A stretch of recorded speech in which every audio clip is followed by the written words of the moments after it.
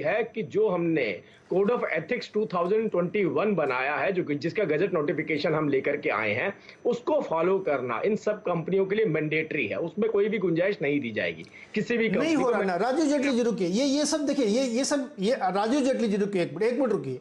जब ये 25 फरवरी को कोड ऑफ एथिक्स बने थे, हम लोगों ने इस तरह की बहुत सारी संदर्भ वाली ज्ञान चर्चाएं बहुत की थी। अब ये इम्प्लीमेंटेशन का इश्यू है, सामने वाला कर रहा, मैं नहीं करूंगा, चैलेंज कर रहा है। अब आप मुझे बता रहे हैं कि हमने ऐसा कि वैसा। सच्चाई ये है कि उसने मना कर दिया है आपके एथिक्स को मानने के लिए, इसको स्वीकार करना चाहिए। लेकिन रुकिए एक मिनट, थोड़ा अभी दो और में हिमांशु से बात करते हैं। राधिका खेड़ा, क्या विपक्ष के तौर पे, पार्टी के तौर पे आप लोगों की यह राय है कि जितनी भी इंटरमीडिएटरीज हैं उनको भारत के कानून 100% मानने पड़ेंगे?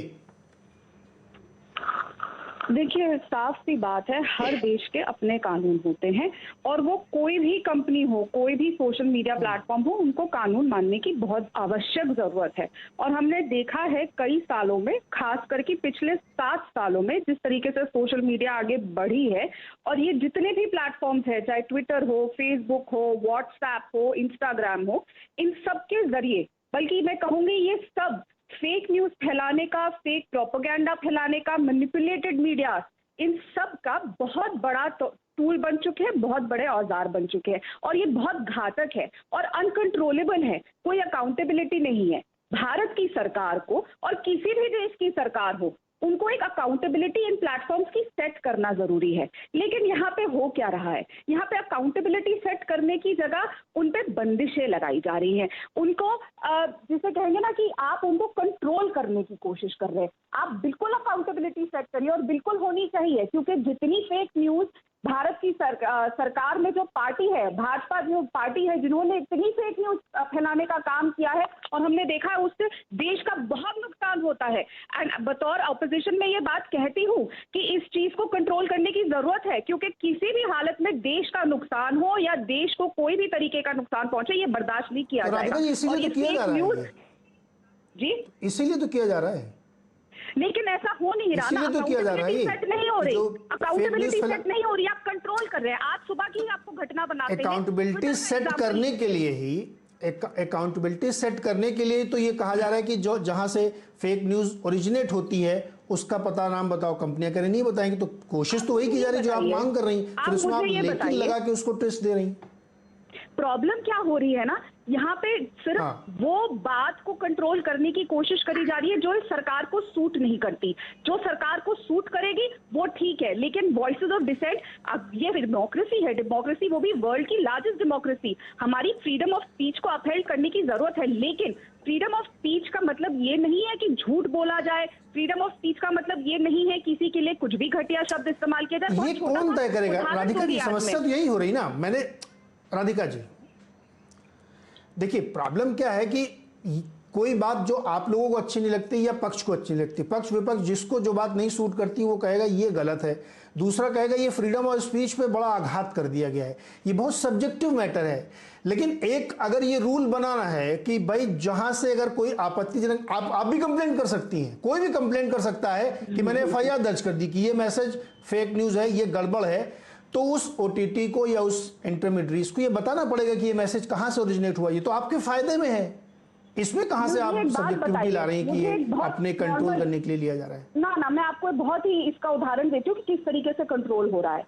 आज सुबह की घटना बताती हूँ। ट्विटर जो बहुत बड़ा प्लेटफॉर्म है जिसके पीछे आजकल सरकार पड़ी हुई है, उस पे सुशांत सिंह जो एक बहुत बड़े एक्टर है और किसानों की आवाज भी बनेगा, और अगर आप उनकी टाइमलाइन पे जाते पिछले कई दिनों की, वो सिर्फ रीट्वीट करने का काम कर रहे हैं, लोगों की मदद करने का काम कर रहे हैं, लेकिन उनका अकाउंट सस्पेंड कर दिया गया। क्यों? क्योंकि वो देश की जनता की आवाज है, क्योंकि वो लोगों की मदद कर रहे हैं। क्योंकि देखिए, मैं किसी के बीच में नहीं बोली थी और अपनी बात के लिए 20 मिनट इंतजार करी थी। मैं उम्मीद करती हूँ भारतीय जनता पार्टी के प्रवक्ता जल्दी से कंप्लीट करें जी, मुझे कंप्लीट करने दीजिए।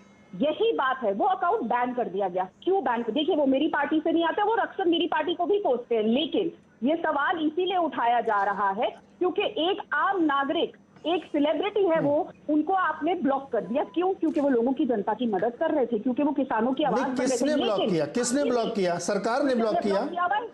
सरकार ने ब्लॉक किया क्या? सरकार ने ब्लॉक तो ट्विटर वही तो, ये सरकार, राधिका जी आप समझने की कोशिश करिए। राधिका जी प्लीज एक मिनट सुनिए, मैं आपकी बात समझ गया, आपकी बात मैं समझ गया कि एक जो कोई भी व्यक्ति रहा हो, नाम मत लीजिए यहाँ पे, कोई भी व्यक्ति है उसका अकाउंट होल्ड कर दिया गया, रोक दिया गया उसका। ट्विटर ने किया ना, अपने डिस्क्रिप्शन पे किया, उसने बताया कि उसने ऐसा क्यों किया, नहीं बताया। अपने डिस्क्रिप्शन पे कंपनियां तय करती हैं कि मुझे किसका अकाउंट फ्रीज करना है, किसका अकाउंट डिफ्रीज करना है, इसीलिए एक ट्रांसपेरेंट सिस्टम होना चाहिए जो लैंड ऑफ द लॉ मानेंगे। सर नहीं सर, ये गलत बात है। जब वो नाना ने क्या इसमें, देखिए आप समझिए, ये गलत बात नहीं, ये लिखा जाता आज की तारीख में ट्विटर या व्हाट्सएप या जो तमाम कंपनीज हैं ये अपने मन से तय करती है ना, उनकी अपनी कमेटी जो तय करती है कि मैं इसको बंद कर दूंगा। इस बात पे आप गलत है। जो अकाउंट्स है जिन पे ये लिखा जाता है, चाहे वो फेसबुक हो, ट्विटर हो, व्हाट्सएप हो, blessed to be followed by prime minister Shri Narendra Modi, और वो महिलाओं को, आम जनता को रेप की धमकियां देते हैं और अन्य तरीके के घटिया शब्द इस्तेमाल करते हैं, वो आज भी कायम है। उनके ऊपर कोई कार्रवाई नहीं करी जाती। राधिका जी आप या तो बात नहीं समझ रही हैं, फिर आप उस बात को डिफरेंट लेवल पे ले आ रही हैं। नहीं सुनिए राधिका जी, एक मिनट सुन जाइए ना, रुक जाइए प्लीज। कौन किसको फॉलो करता है, कौन किसको नहीं फॉलो करता है, ये बहुत सब्जेक्टिव चीज है। ये इस डिबेट का हिस्सा ये नहीं है। इस डिबेट के हिस्से में वो फैक्ट्स आ रहे हैं कि कैसे तय हो रहा है, कंपनियां अपने आप को ट्रांसपेरेंट कैसे बना रही हैं। अगर कोई एंड टू एंड इंक्रिप्शन वाली बात है तो आप उसका ओरिजिनेटर क्यों नहीं बता रही हैं? यही तो समस्या खड़ी हो रही है ना। अभी मैं इसीलिए मैंने कहा ना पॉलिटिकल डिबेट में जाएंगे तो फिर अभी टूल किट पे चर्चा होने लगेगी, लेकिन टूल किट कहां से शुरू हुआ ये कौन नहीं बता रहा है। क्यों भागे फिर रहे हैं ट्विटर के लोग, क्यों व्हाट्सएप के लोग भागे फिर रहे हैं, बताइए ना। ट्विटर का आदमी कह रहा मेरे को नहीं पता कहां से आया, क्यों? आपको पता ना, आप प्लेटफॉर्म चला रहे हैं। नहीं रुकिए मैम, एक मिनट रुकिए। दूध का दूध, पानी का पानी हो जाएगा, यही तो किसी का भी हो ना, मैं राधिका खेड़ा जी किसी का भी हो, मैं इसीलिए कह रहा हूं कि इस विषय को आप इंडिविजुअलाइज मत करिए। ये पॉलिसी इशू है और उस पॉलिसी में गलतियां हैं, उस पॉलिसी को मजबूत बनाना है, उस पर चर्चा करें। हर्षवर्धन मैं आपके पास रुकिए, राधिका जी रुकिए, आपने अपनी बात रख दी है, रुक जाइए आप प्लीज, दूसरों को बोलने दीजिए। हर्षवर्धन सवाल यहीं पे यहां पे खड़ा होता है कि कौन तय करेगा कि कौन पॉलिसी मानेगा कौन नहीं मानेगा।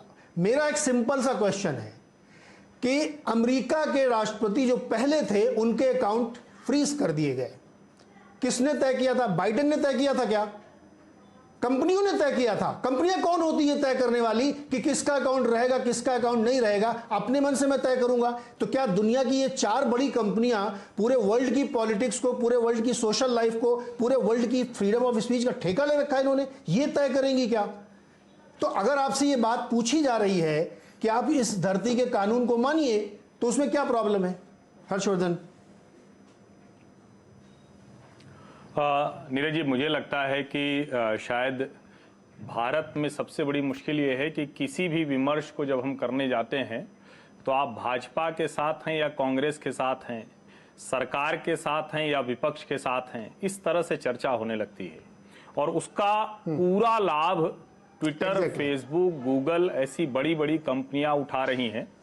और एक 2-3 बातें हैं बड़ी महत्वपूर्ण है। मुझे बड़ा बुरा लगा कि राजनीतिक चर्चा में परिवर्तित हो गया और शर्मनाक है, इस तरह की चर्चा नहीं होनी चाहिए थी। आज के दिन तो ये दूसरी बात है। 100 करोड़ ऑनलाइन उपभोक्ताओं का बाजार है भारत। आज की तारीख में इसमें कोई संदेह है क्या कि दुनिया भर में एक दूसरे को तकनीक के जरिए नियंत्रित करने की, उसको हराने की कोशिशें चल रही हैं? ये खुद जो इस वक्त दुनिया भर में तानाशाही और साम्राज्यवाद के विस्तार का एक चेहरा है, जो कम्युनिस्ट पार्टी ऑफ चाइना, जो शी जिनपिंग है, उन्होंने कहा कि पीएलए की फौज कम करो, हम टेक्नोलॉजी से सब करेंगे। हमें नहीं कहा गया कि साइबर अटैक हमारे ऊपर हो सकता है।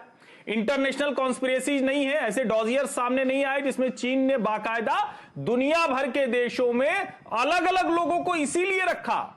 अब ये मैं चीन कह रहा हूं तो ऐसा नहीं कि सिर्फ चीन कर रहा है, वो अमेरिका कर सकता है, वो दुनिया के दूसरे देश कर सकते हैं। पाकिस्तान भले तंगहाल हो, लेकिन फिर भी जब भारत को कोई मुश्किल होती है तो कराची, इस्लामाबाद, लाहौर, जाने कहां से लोग शुरू हो जाते हैं।